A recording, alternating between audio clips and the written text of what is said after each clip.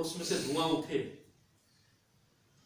तो वहां से गुजरने वाला, वहां से निकलने वाला हर इंसान अपनी नाक पर रुमाल लगाकर निकलता है, उस दुर्गंध को बर्दाश्त नहीं कर पाता है।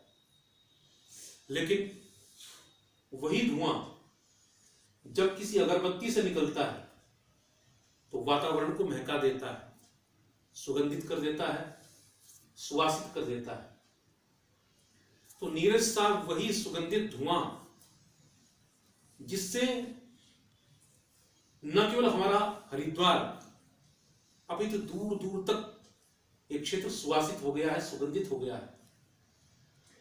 हमारे वेद में किसी को आशीर्वाद देते हुए यह कहा जाता है कि 100 वर्ष तक आपकी आंखें देखती रहें, 100 वर्ष तक आपके शरीर के हर अंग काम करते रहें, यह आशीर्वाद दिया जाता है, वेद वाक्य है।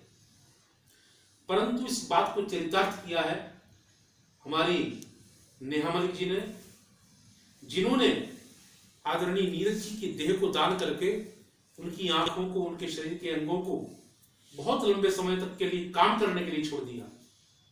वो निश्चित रूप से आज स्थूल देह से हमारे बीच में नहीं है, लेकिन निश्चित रूप से वो लंबे समय तक स्थूल रूप में भी यहां पर रहेंगे और सूक्ष्म रूप में भी निरंतर युगों युगों तक याद किए जाएंगे इस अभूतपूर्व कार्य के लिए।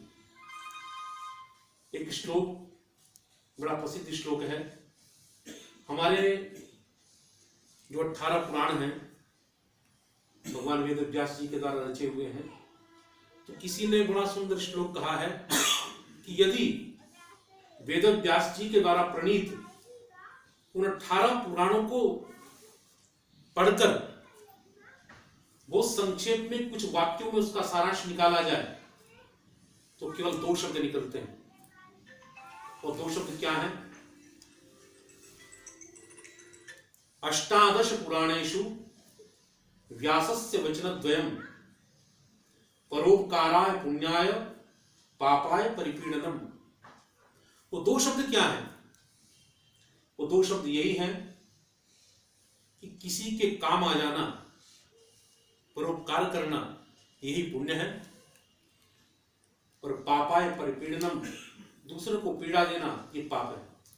इन दोनों 2 शब्दों को यदि आत्मसात कर लिया जाए तो संपूर्ण पुराणों को पढ़ने का, उनको आत्मसात करने का पुण्य प्राप्त हो जाता है। वही परोपकार मुस्कान फाउंडेशन और नेहा जी ने किया है। उनकी देहदान करने के बाद दूर दूर तक ये संदेश गया है, केवल हरिद्वार नहीं, बहुत दूर दूर तक लोग पूछते हैं कि हरिद्वार में नीरज जी ने ऐसा हुआ था तो उनकी देह दान कर दी गई थी। मैंने कहा हमारे बड़े परिचित थे, बहुत दूर तक की चर्चा है, अभूतपूर्व बात है। तो मैं केवल वाणी से नहीं, हृदय की गहराइयों से उनको श्रद्धा सुमन अर्पित करता हूँ, भावांजलि देता हूँ, पुष्पांजलि अर्पित करता हूँ। और नेहा जी को ये हृदय की गहराइयों से मैं एक आश्वासन देता हूँ, वचन देता हूँ कि निरंतर जब तक ये सांस चलती रहेगी, जब तक ये देह चलती रहेगी, मैं निरंतर आपके साथ में हूँ। मुस्कान फाउंडेशन की हर क्रिया में, हर गतिविधि में निरंतर आपके साथ खड़ा रहूंगा। ये मैं बार बार आपको आश्वासन देता हुआ पुनः पुनः आदरणीय नीरज जी को अपनी श्रद्धांजलि व्यक्त करता हूँ।